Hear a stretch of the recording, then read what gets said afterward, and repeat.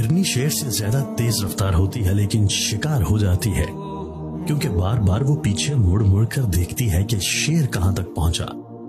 ایسا کرنے سے اس کی رفتار کم ہو جاتی ہے، بلکہ اسی طرح جب ہم زندگی کے سفر پر رواں دواں ہوں تو بار بار ماضی میں جھانکنے سے ہمارا صرف اور صرف نقصان ہوتا ہے۔ اس غریبی سے پناہ مانگو جو مایوس کر دیتی ہے، اور اس امیری سے پناہ مانگو جو مغرور کر دیتی ہے۔ رشتہ نبھانا ہے تو دو آنکھوں کی طرح نبھاؤ، ساتھ جاگتی ہیں ساتھ سوتی ہیں، ساتھ ہنستی ہیں ساتھ روتی ہیں، اور پھر ایک دن ساتھ ہی ہمیشہ کے لیے بند ہو جاتی ہیں۔ اچھے انسان کی سب سے پہلی اور سب سے آخری نشانی ہے کہ وہ ان لوگوں کی بھی عزت کرتا ہے جن سے کسی قسم کے فائدے یا مفاد کی توقع نہیں ہوتی۔ انسان پر جب اچھا وقت آتا ہے تو بھولنے والی چیزوں میں سب سے پہلے اپنی اوقات بھولتا ہے۔ کچھ ایسے بن جاؤ کہ تمہیں دیکھنے والے تمہاری تربیت کرنے والے کے حق میں دعائیں کریں۔ 4 طرح کے بندوں سے ہمیشہ دور ہی رہیں: جو آپ سے جھوٹ بولے، جو آپ کی عزت نہ کرے، جو آپ کو استعمال کرے، جو آپ کو ہمیشہ نیچا دکھائے۔ تنقید ہضم نہ ہو تو ناراضگی شروع، دکھ ہضم نہ ہو تو نا امیدی شروع، سکھ ہضم نہ ہو تو عیاشی شروع، اگر کھانا ہضم نہ ہو تو بیماری شروع، دولت ہضم نہ ہو تو فیشن شروع، بات ہضم نہ ہو تو چغلی شروع، تعریف ہضم نہ ہو تو تکبر شروع۔ ایک غلام تھا، ایک دن وہ کام پر نہ گیا تو اس کے مالک نے سوچا کہ مجھے اس کی تنخواہ میں کچھ اضافہ کر دینا چاہیے تاکہ وہ اور دل جمی سے کام کرے اور آئندہ غائب نہ ہو۔ اگلے دن مالک نے اس کی تنخواہ سے زیادہ پیسے اسے دیے جو اس نے خاموشی سے رکھ لیے، لیکن کچھ دنوں بعد وہ دوبارہ غیر حاضر ہوا تو اس کے مالک نے غصے میں آ کر اس کی تنخواہ میں کیا گیا اضافہ ختم کر دیا اور اس کو پہلے والی تنخواہ ہی دی۔ غلام نے اب بھی خاموشی اختیار کی تو مالک نے کہا جب میں نے اضافہ کیا تو تم خاموش رہے، اور اب جب کمی کی تو پھر بھی خاموش ہو کیوں؟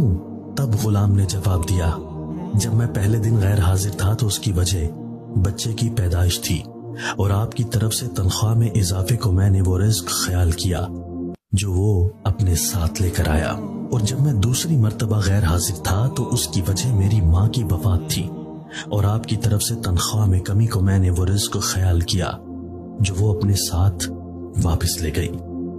پھر میں اس رزق کی خاطر کیوں پریشان ہوں جس کا ذمہ خود اللہ نے اٹھایا ہوا ہے۔ موبائل وائبریشن پر بھی ہو تو آواز آ جاتی ہے، لیکن آذان کی آواز اسپیکر کے باوجود سنائی نہیں دیتی۔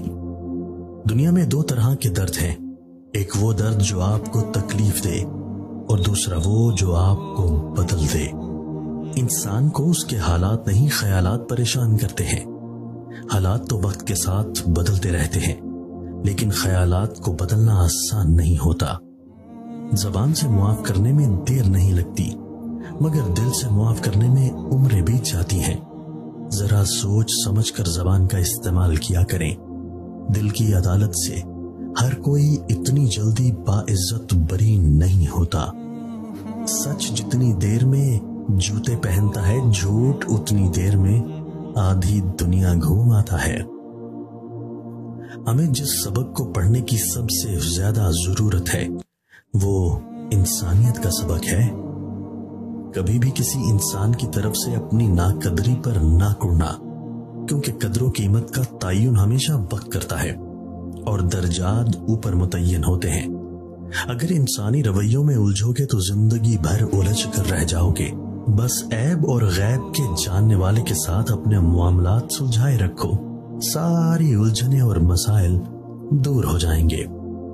جب حالات بہت تکلیف دہ ہوں اور دماغ میں منفی خیالات بھر جائیں جنہیں سوچ سوچ کر آپ کا دماغ جواب دینے لگے اور آپ ہمت ہارنے لگیں، تو بس کچھ پل کے لیے یہ بات سوچیں، یہ دنیا ہے جنت نہیں۔ یہاں ہر شخص کو امتحان کی بھٹی میں خود چلنا پڑتا ہے۔ دیر لگے گی مگر صحیح ہوگا، تمہیں جو چاہیے نا وہی ہوگا۔ دن برے ہیں مگر زندگی تو نہیں، صبر رکھو، یقین کرو، سب اچھا ہوگا۔ ہاتھ باتوں کی خوبصورتی کے لیے اپنے ہاتھوں سے صدقہ دیں، آواز کی خوبصورتی کے لیے قرآن کی تلاوت کریں اور چہرے کی خوبصورتی کے لیے وضو کریں۔ اچھے کام ہمیشہ صدقہ جاریہ ہوتے ہیں، ہر حادثے میں وہ آپ کے آگے ڈھال بن جاتے ہیں۔ دنیا کے اس بازار میں سب کچھ مل جاتا ہے، لیکن باپ کا سایہ اور ماں جیسی جنت کبھی نہیں ملتی۔ سجدہ خوشی کا ہو یا غم کا، توفیق ملنا ہی بڑی بات ہے۔ ہمارا گھر چاہے کتنا ہی بڑا ہو، کپڑے کتنے ہی مہنگے اور خوبصورت ہوں، ہم کتنے ہی امیر ہوں، لیکن ہم سب کی قبریں ایک ہی جیسی ہوں گی۔ مضبوط رہیے، مثبت رہیے، خوش رہیے۔ اپنے حاسدین کو اسی غم میں مبتلا رہنے دیجیے کہ آپ ابھی تک مسکرا کیسے رہے ہیں۔ جب باپ غصہ کرے تو خاموش رہو، کیونکہ باپ دنیا کا وہ خالص اور سچا رشتہ ہے جو آپ کی خوشیوں اور آسائشوں کے لیے اپنی پوری جوانی لٹا دیتا ہے۔ اور جب ماں غصہ کرے تو یہ 3 کام لازمی کرو۔ جب ماں غصہ کرے تو کبھی آگے سے جواب مت دو۔ اگر تم بڑے ہو گھر میں تو تم اگر اپنی ماں کا غصہ برداشت کر جاتے ہو تو گھر کے باقی رشتے بھی تمہیں دیکھ کر اسی راستے پر چلیں گے۔ اگر ماں غصہ کر رہی ہے تو غور سے ماں کے چہرے کی طرف دیکھو اور سمجھنے کی کوشش کرو کہ اتنے نرم دل والی ماں اتنا غصہ کیوں کرنے لگی ہے۔ کہیں تم نے اسے کوئی تکلیف تو نہیں پہنچا دی؟ تمہاری کسی بات نے اس کا دل تو نہیں توڑ دیا؟ اور اگر ایسا ہے تو سمجھو تمہارا اللہ پاک بھی تم سے خفا ہے، اس لیے دیر مت کرو، ماں کو راضی کر لو۔ کہتے ہیں غصہ آدھا بڑھاپا ہے، انہیں اور زیادہ بوڑھا مت ہونے دو۔ تمہیں بڑا کرتے کرتے پہلے ہی وہ بہت بوڑھی ہو چکی ہیں۔ زندگی کے سفر میں، گردشوں کی دھوپ میں جب کوئی سایہ نہیں ملتا تو یاد آتی ہے ماں۔ ساری رات سوتے ہوئے میں نے جنت کی سیر کی، صبح جو آنکھ کھلی تو دیکھا سر ماں کے قدموں میں تھا۔ اے رات مجھے ماں کی طرح گود میں لے لے، دن بھر کی مشقت سے بدن ٹوٹ رہا ہے۔ جس کے دل میں ماں کے لیے محبت ہے وہ زندگی کے کسی موڑ پر شکست نہیں کھا سکتا۔ لبوں پہ اس کے دعا نہیں ہوتی، بس ایک ماں ہے جو خفا نہیں ہوتی۔ رشتوں میں سب سے افضل رشتہ اور درجہ ماں کا ہے۔ یہ جو ماں کی محبت ہوتی ہے نا، یہ سب رشتوں کی ماں ہوتی ہے۔ یہ کہہ کر میں فرشتوں سے جنت میں چلا جاؤں گا کہ میں اپنی ماں کے قدموں کے نشان ڈھونڈ رہا ہوں۔